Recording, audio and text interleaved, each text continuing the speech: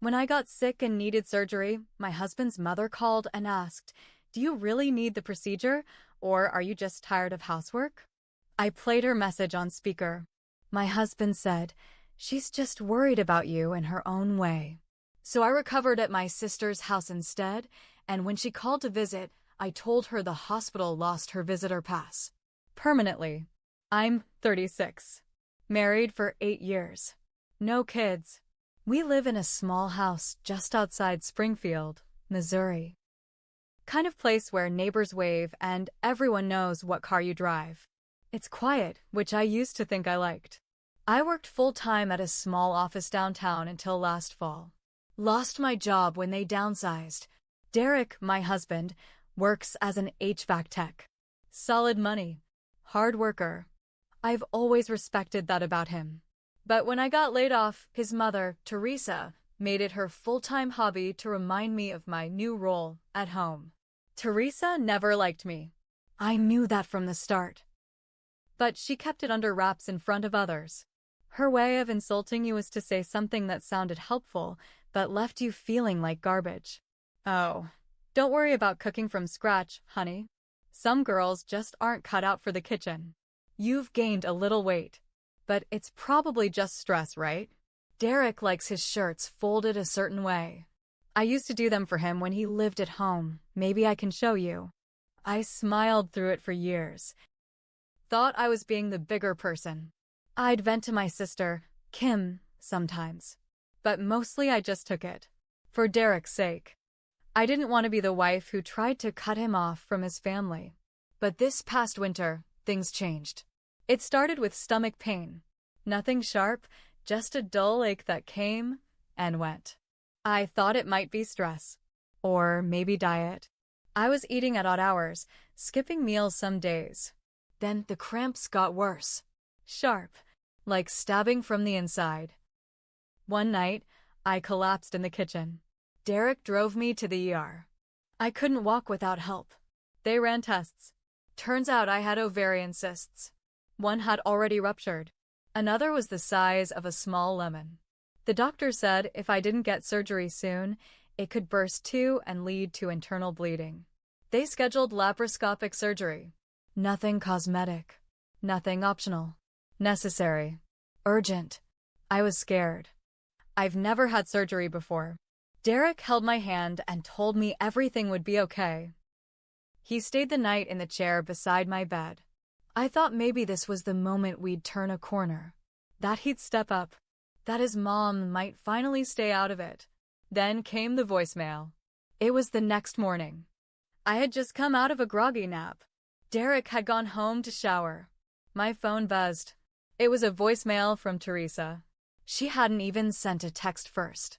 I played it, lying there in that hospital bed. "Hi, sweetheart. Just calling to check in. I heard you're having some sort of procedure? Just wanted to ask if you really need it, or are you just tired of doing housework and figured this would be a nice little break? You know how doctors like to overdo things these days. Derek works so hard, and he's probably worried sick. Anyway, hope you're enjoying the attention. Get well soon." My mouth literally fell open. I played it again. Slower this time, to make sure I wasn't hallucinating from the pain meds. "Nope." That's exactly what she said. When Derek came back later that evening, I didn't say anything at first. Just handed him my phone. "Play it," I said. Out loud. He listened. Didn't flinch. When it ended, he handed the phone back to me and shrugged. "She's just worried about you. In her own way." I sat there, stunned. Worried? She accused me of faking surgery to avoid chores. He sighed. "You know how she is." "Yeah," I said quietly. "Now I really do." That night, I changed my emergency contact info to my sister, Kim. I asked the nurse if she could help me update my records. She said no problem. I didn't tell Derek. After surgery, when they discharged me, I had Kim pick me up. I had told her everything. She brought a blanket and hot tea and helped me into her car like I was made of glass. Derek was texting me, asking when to pick me up. I didn't reply. I sent him one message later, I'm going to recover at Kim's. I don't want to be around people who think I faked this. He didn't answer for a whole day.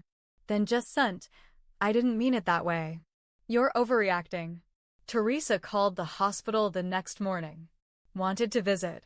Said she was family. I told the nurses, I don't want that woman near me. I don't want her voice, her perfume, or her judgment anywhere near this room. They marked her as no visitor allowed. When she called back later, the nurse told her the hospital couldn't locate her visitor badge. We think it's lost, she said sweetly. Permanently. I could have cried from joy. She tried to visit me again 2 days later. Showed up with a fruit basket. Got stopped in the lobby. I heard she yelled at a security guard, saying, I'm the mother-in-law. Didn't matter. She called me from the parking lot. I didn't pick up. Derek called later and asked if we could talk things through. I told him I needed space. He showed up at Kim's place 3 days later, holding soup. Like that would fix things. Can we talk? He asked. She didn't mean it like that. She's from a different time. I don't care what time she's from. She talked down to me while I was on a hospital bed. And you let her. You're blowing this up, he said. It's family. Families fight. No, I said. Families protect each other. What you're defending. That's not love. That's manipulation. He walked out. That night, I emailed a divorce lawyer. Kim let me stay in her guest room as long as I needed. She didn't ask too many questions. Just brought me tea, helped me bathe those first few days, and kept Teresa's name out of her mouth unless I brought it up. 3 days after Derek walked out, I got a text from him. We should talk. Things are getting out of hand. My mom's upset.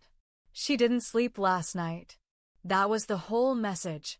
Nothing about how I was sleeping. Nothing about the pain I was still in. Just that his mother had a rough night, as if she'd been the one cut open. I didn't reply. A week later, I got a notification from our joint bank account. A $2,500 transfer. To Teresa S. No note. No heads up. I called the bank to ask if it had been flagged as fraud. They said no, my husband had authorized it himself. When I confronted Derek, he said, she needed help with her roof. It's leaking. So you took money out of our savings?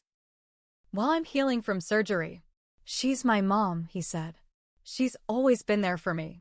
I laughed. You mean when she was telling me I was faking my health problems to avoid chores? He snapped. You're blowing this all out of proportion.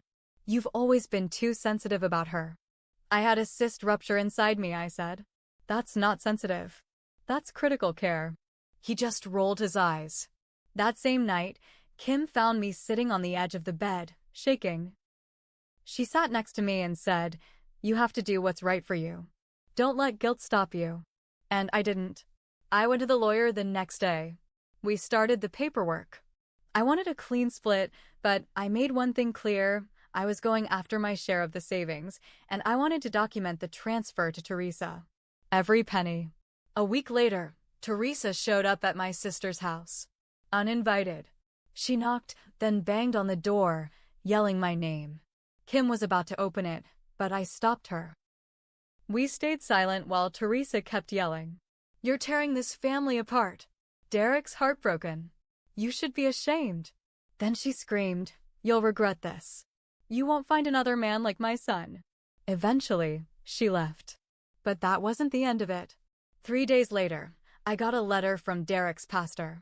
A handwritten letter, saying he was deeply disappointed to hear about our troubles and that a good wife honors not just her husband, but his family. I hadn't even told my own pastor yet. I called the church. Yep, Derek had asked him to reach out to me. Behind my back. So now I was being shamed by religious leaders, my own husband, and a mother-in-law who still hadn't said one word of apology. That's when I decided to dig deeper. I logged into our shared cloud drive. Derek never changed the password. That's when I found the folder marked Mom's House Reno. Inside? Receipts. Plans. Screenshots of texts. They'd been planning to give her $10,000.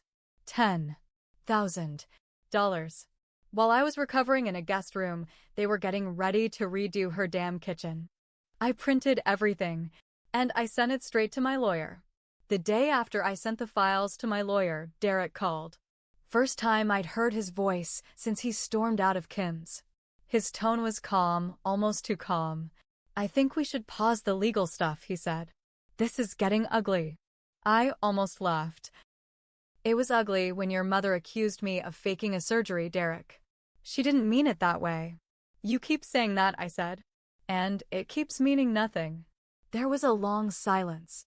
Then, like he was doing me a favor, he added, "Mom's willing to apologize." I blinked. "Really?" "Well, she says she's sorry you took it the wrong way." That was the final nail. "Tell her to write it in blood," I said, and hung up. I forwarded that call recording to my lawyer, too. 2 days later, my lawyer called me herself. "Hey, I need to let you know something. Your husband just filed a motion to freeze joint assets. He claims you're trying to drain the account out of spite." My stomach dropped. I hadn't touched the account. Not once. He was trying to play me as the unstable one. I sent her screenshots, bank statements, everything.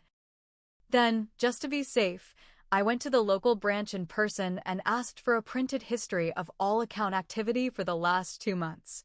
The teller, a woman about my age, looked at me with tight lips and said, "You may want to check the transfers again."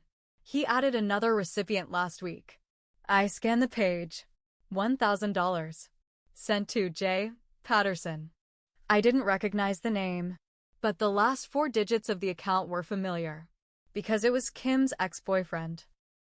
The one Teresa always said was more ambitious than my brother-in-law, the guy who had borrowed money from Derek 3 years ago and never paid it back.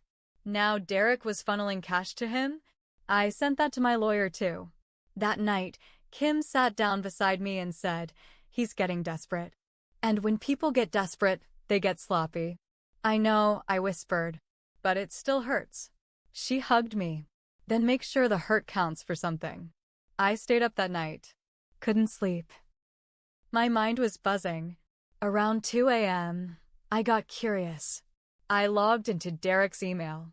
He never changed that password either. That's when I found it. An email thread between him and Teresa. Subject line, "Plan B if she won't come back."